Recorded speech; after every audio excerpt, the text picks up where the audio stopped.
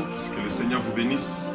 Et nous sommes ravis encore aujourd'hui pour cette nouvelle vidéo. Nous prions de ne pas seulement regarder, mais de partager la vidéo, partager à vos amis, à vos connaissances. Je suis sûr que le Seigneur ne manquera pas à nous faire du bien. Notre thème d'aujourd'hui, comment reconnaître son état. Comment reconnaître son état. Quel sera notre thème que nous allons développer aujourd'hui.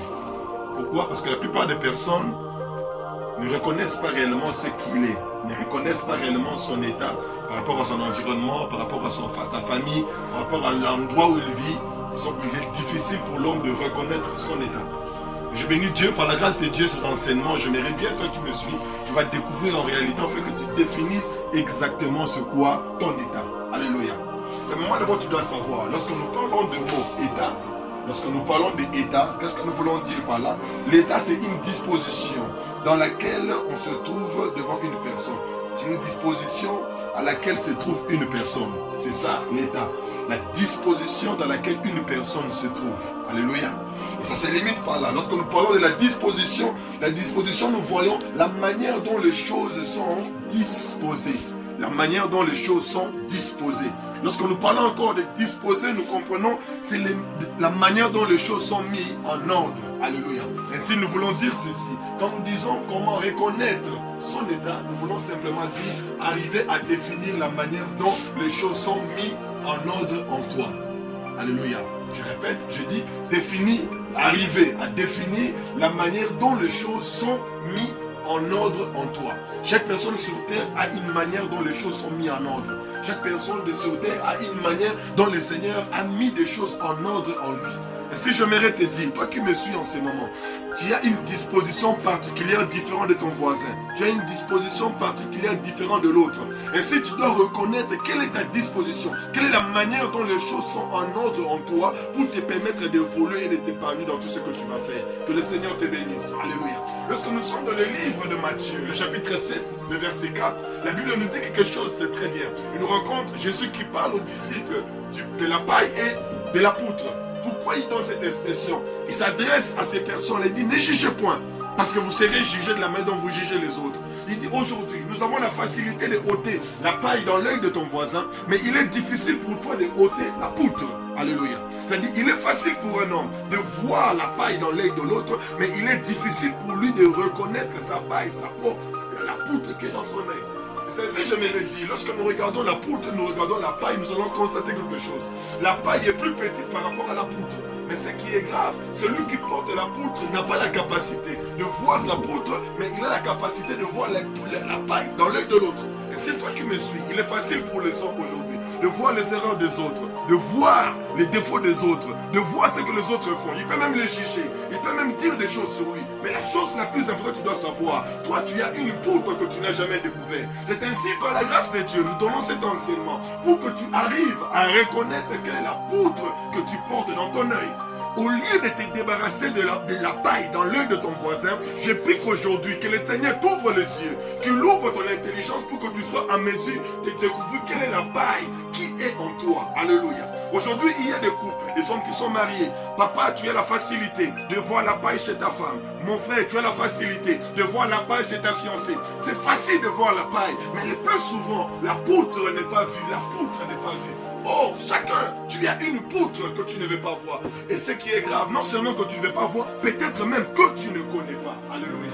Parce que tu ne connais pas. Et si je m'aimerais annoncer à quelqu'un, lorsque l'Éternel crée l'homme, il donne à l'homme la capacité, ce qu'on appelle les 5 sens. Alléluia. L'homme a la capacité, on appelle ça les 5 sens. Cette capacité-là, ces 5 sens permettent à l'homme de voir la vue, celui, l'odorat, le goût et le toucher. Alléluia. Ce sont les 5 noms. Et chaque jour, ces 5 noms fait permanent. Il le fait chaque jour. C'est-à-dire, il voit, il entend, il ressent, il touche. Alléluia. Ce sont les 5 sens qui déterminent réellement la vie de l'homme. Et même toi qui me suis, alléluia, ces 5 sens fonctionnent exactement. L'Éternel a donné ces 5 sens à l'homme. Pourquoi il les a donnés? C'est parce que l'Éternel veut qu'à travers ces sens, que l'homme récupère les informations. Alléluia. C'est-à-dire, les informations que nous recevons en nous dépendent de ces 5 sens. Alléluia. C'est-à-dire, ce sont ces 5 sens qui permettent à l'homme de définir les informations qu'il reçoit.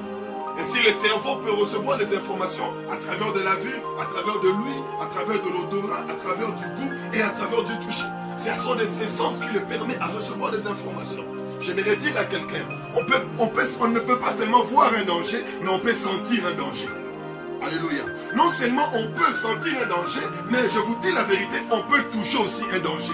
C'est-à-dire, ça donne directement, par les cinq sens, le cerveau reçoit l'information qu'il est en danger. Et si j'aimerais dire à quelqu'un, l'état réel d'un homme dépend des informations. Alléluia. L'état réel d'un homme dépend des informations. Même toi qui me suis, tu es réellement ce que tu as reçu comme information. Parce que c'est ce qui détermine réellement ton état. Et comme nous parlons de comment reconnaître son état, tu dois savoir toutes les informations que tu reçois par la vue, par l'ouïe, par l'odorat, par le goût, par le toucher, c'est ce qui détermine vraiment ton état. Parce que c'est par les informations reçues que tu définis réellement les informations qui sont en toi. J'aimerais que tu les saches. Et j'aimerais te dire encore une chose. Toutes les informations que tu reçois produisent en toi une réaction. Alléluia.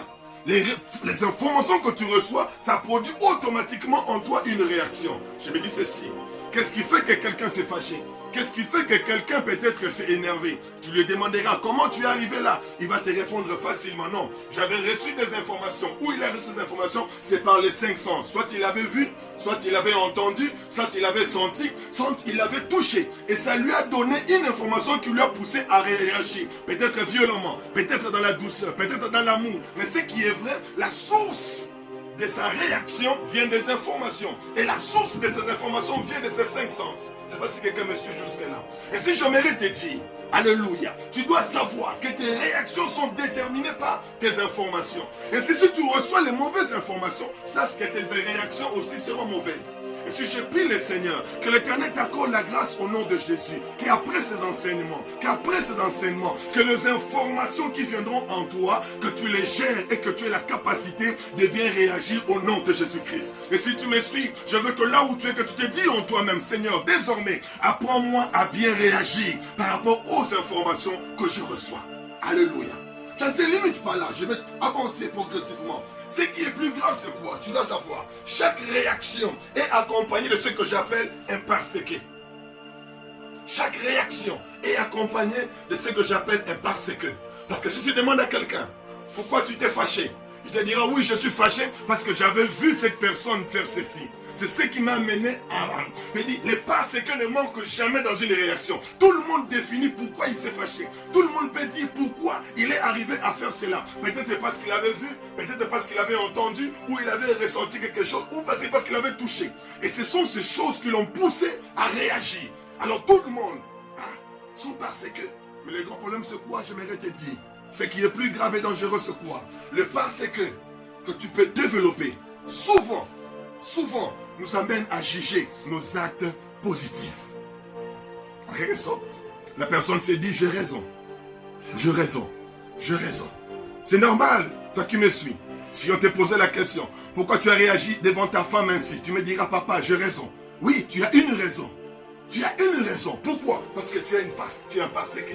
Ça dit, c'est ce qui détermine réellement. On te posera la question, mais pourquoi tu as tabassé cet homme? Pourquoi tu as réagi? Pourquoi tu l'as chassé? Pourquoi tu vas dire, oui, si je lui ai chassé, c'est parce que je lui avais vu me voler. Peut-être parce que je lui ai entendu dire du mal de moi. C'est ce qui m'a poussé à réagir ainsi. Et si j'aimerais dire à quelqu'un, je prie que le Seigneur t'accorde la grâce de ne plus être émotif. Je prie que le Seigneur t'accorde la grâce de gérer tes réactions. Parce que celui qui ne gère pas ses réactions n'atteindra pas le sommet. Alléluia. Et je prie qu'au nom de Jésus, que l'Éternel te remplisse, te donne la force afin d'arriver et d'aller au-delà de tes capacités. Or, pour aller au-delà de tes capacités, il faut que tu arrives à juger tes réactions. Et ce qui nous arrive aujourd'hui, même toi qui me suis, tu es un parce que. Je peux te poser une question. Pourquoi tu as réagi ainsi? Pourquoi tu as fait cela? Tu me diras parce que. Je peux aussi te poser une question. Pourquoi tu vis comme ça? Tu me diras parce que. Il y a toujours un parce que pour définir réellement nos réactions. J'aimerais te dire, c'est parce que tu développes ne dépend que de toi-même. Ces raisons que tu développes ne viennent que de toi-même. Tout ce que tu peux développer, c'est le problème. Ça vient des informations que tu as reçues. Si je te pose la question, quelles sont les informations que tu as sur tes enfants? Quelles sont les informations que tu as sur ton mari? Quelles sont les informations que tu as sur ta maison? Quelles sont les informations que tu as sur les enfants de ton mari? Quelles sont les réelles informations que tu as reçues sur ton travail, ton lieu de travail? Ne vois-tu pas que tu as changé? Ne vois-tu pas que tu réagis maintenant mal? Ne vois-tu pas que tu as changé d'attitude? Oh, tu n'étais pas comme ça. Mais qu'est-ce qui t'a amené comme ça? Peut-être parce que tu avais vu quelque chose. Peut-être parce que tu as entendu quelque chose. Peut-être parce que tu as touché quelque chose. Cela a produit en toi ces réactions. Est-ce que j'aimerais te poser la question? Est-ce que réellement tu as raison de réagir ainsi? Est-ce que réellement tu as raison de ne pas pardonner cette personne? Oui, je lui ai vu. Oui, tu as raison. Parce que les parce que existent toujours. Mais tu dois savoir une chose. Même Jésus, même le Dieu créateur, avait une raison de ne pas nous sauver. Parce qu'il allait dire, j'avais prévenu, Adam, je t'ai prévenu que le jour où tu toucheras de cet arbre, tu mourras. Dieu avait une raison. Il avait une raison qui pouvait le pousser à ne pas venir nous sauver. Mais il ne s'est pas limité là. Il a dit, oui, c'est vrai. Il a désobéi. Mais je ne veux pas rester là. Je veux l'aider pour l'aider. Parce que l'objectif d'un homme qui veut aller très loin dans sa mentalité, c'est d'aider l'autre de s'améliorer. C'est d'aider l'autre d'avancer. Je prie qu'au nom de Jésus, cette personne que tu as chassée, cette personne auquel tu ne parles plus, je te prie aujourd'hui, regarde bien, quelles étaient les informations que tu avais reçues de la personne qui t'a poussé à réagir ainsi. Tu me diras, oui, il a fait cela, oui, tu as raison.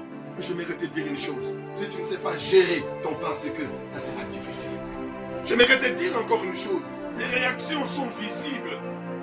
Les informations sont invisibles, mais tes réactions sont visibles. C'est-à-dire les hommes le voient, ton environnement le voit également. Mais les informations sont invisibles, mais les réactions sont visibles. Lorsque tu t'es fâché, les gens ont vu. Lorsque tu as crié, les gens ont vu. Lorsque tu as parlé, tu as insulté, les gens ont vu. J'aimerais te dire quelque chose au nom de Jésus. C'est que tu dois savoir que tes réactions seront toujours visibles. Comme cela est visible, automatiquement, ça reflète ton état. Ça reflète ce que tu es. Et tu dois savoir une chose. Il est possible, il est impossible, mon frère, de gérer la réception des informations. Peu importe ce que tu vas faire, c'est impossible de gérer la réception des informations. C'est-à-dire, chaque jour de ta vie, en permanence, tu vas voir, tu vas entendre, tu vas sentir des choses, tu vas toucher des choses. C'est obligatoire. Les informations viendront toujours vers toi. Tu ne peux pas les gérer. Mais j'aimerais te dire une chose. Si on ne peut pas gérer la réception des informations, mais nous pouvons gérer nos réactions. Nous pouvons gérer nos réactions. Je te demande, mon frère, je te demande, ma soeur, papa, maman, combien de temps tu es avec ta femme? Combien de temps tu es avec ton mari? Et quelles sont tes réactions? Est-ce que tu les gères? Même si tu as vu, même si on t'a dit, même si tu as senti, même si tu as goûté, même si tu as touché, c'est ainsi que tu devais réagir. C'est ainsi que tu devais être. Je te prie ce soir, par cet enseignement, de prendre une bonne décision et de te décider qu'à partir de maintenant, de gérer ces informations. Tu me diras, pasteur, oui, ce que tu me dis est bien. Je me pose une question. Mais comment je peux faire pour me sortir de cela? Comment je peux faire pour que réellement que je sache ce que je suis? J'aimerais te dire, il n'y a que deux manières de savoir réellement ce que tu es. Il n'y a que deux possibilités de savoir comment de reconnaître ton état. Il n'y a que deux possibilités. La première possibilité, c'est que j'aimerais partager avec toi. La première des choses que tu dois savoir que disent les gens sur toi. Qu'est-ce que les gens disent de toi? Qu'est-ce que les gens disent de toi? Oui, qu'est-ce que ton mari dit de toi? Qu'est-ce que ta femme dit de toi? Qu'est-ce que tes enfants disent de toi? Tu me dis, oui, pasteur, oui, mon frère. Mais j'aimerais te poser la question. Si tu veux reconnaître réellement ton état, tu veux réellement reconnaître ce que tu es, j'aimerais te dire, tu dois développer en toi ce que j'appelle, ce que les gens disent. Tu dois reconnaître ça. Et nous rencontrons cette histoire dans le livre de Matthieu, le chapitre 16, le verset 13 au verset 19. Là où c'est formidable. Ce qui me touche, c'est Jésus qui appelle ses disciples. Il leur pose la question en disant, que dit-il que je suis? Qu'est-ce que les gens disent que je suis? Les disciples lui répondirent en disant, Seigneur, quelques-uns disent que tu es prophète, quelques-uns disent que tu es Jean-Baptiste, quelques gens disent que tu es... Il dit, oui, c'est bien vrai ce qu'ils disent, mais je vous pose vous la question, qu'est-ce que vous dites aussi?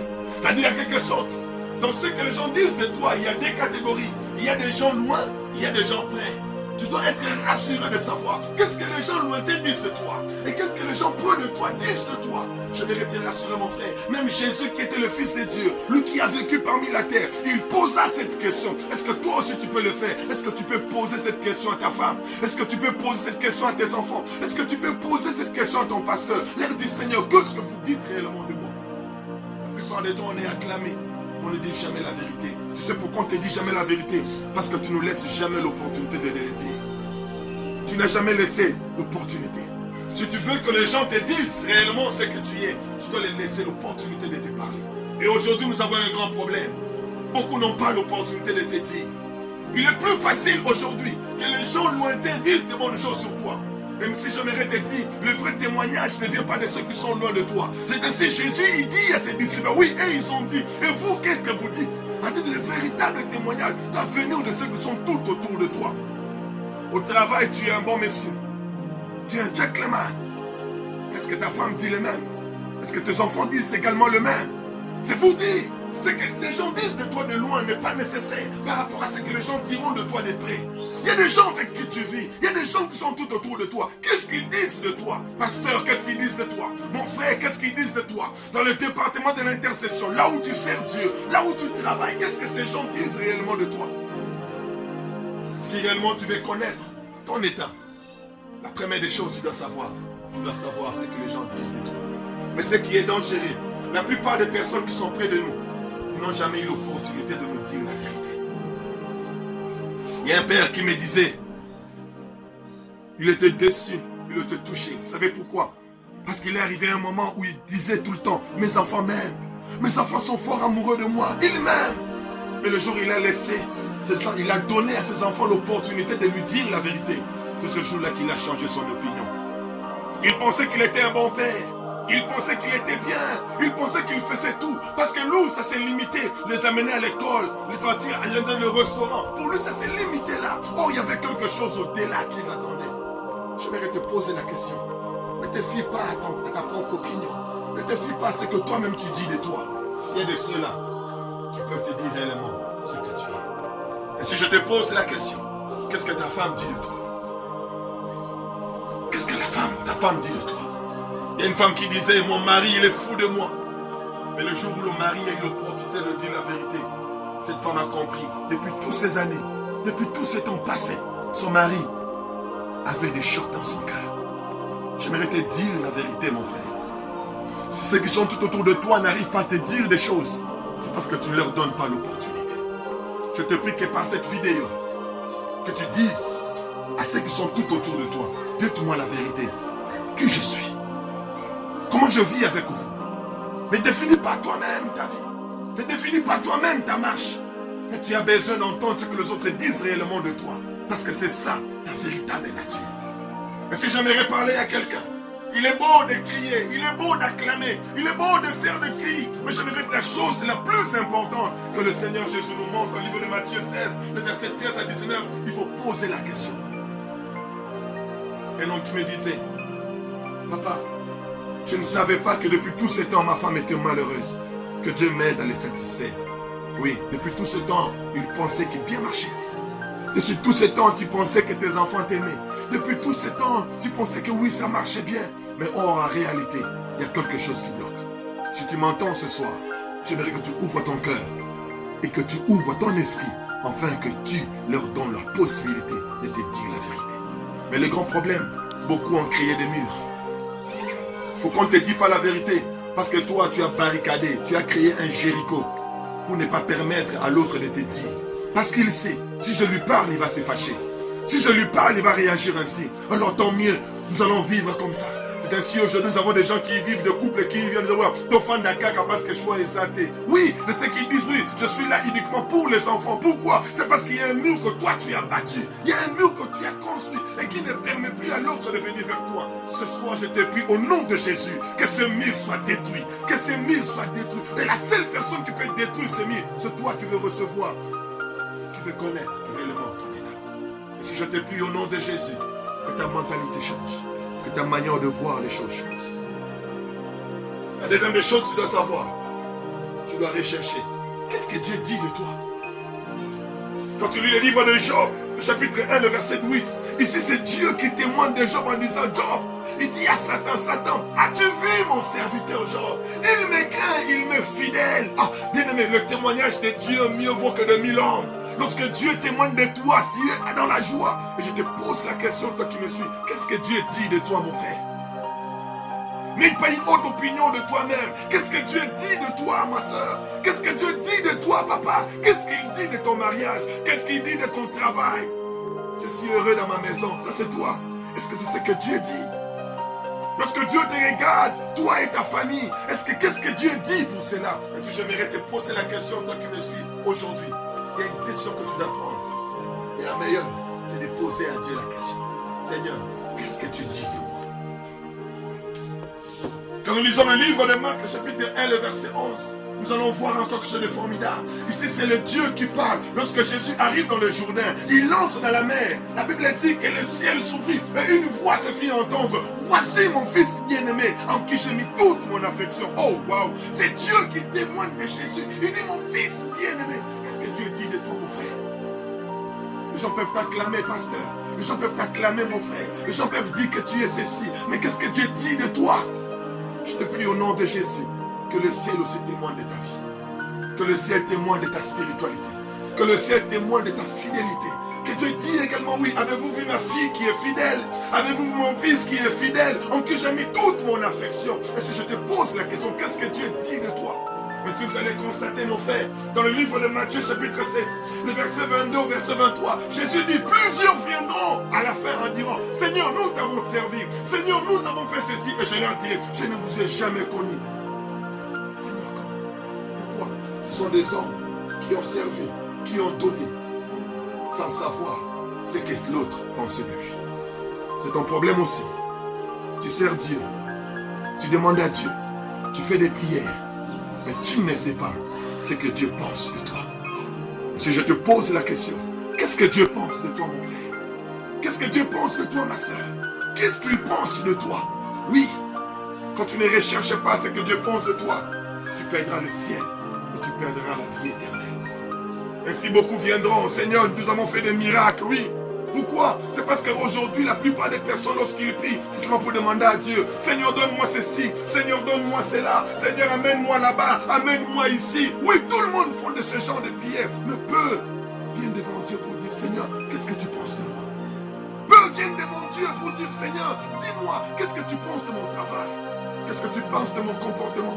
Seigneur, qu'est-ce que tu penses de ma relation entre moi et ma femme? Seigneur, qu'est-ce que tu penses de ma relation de père avec mes enfants? Seigneur, qu'est-ce que tu penses de cela? Des fois, nous n'avons pas besoin de cela. Nous avons plus besoin de ce qu'il peut nous donner. J'aimerais te dire, tu peux servir Dieu, tu peux tout donner, mais à ne pas savoir ce qu'il pense de toi. Mais tu seras surpris. Et si je te prie, mon frère, ne sois pas surpris par ta femme un jour. Ne sois pas surpris par tes enfants un jour. Ne sois pas surpris par ton environnement un jour. Ne sois jamais surpris. Pourquoi? Parce que tu as fait des choses sans savoir. Il ne suffit pas d'acheter des maisons.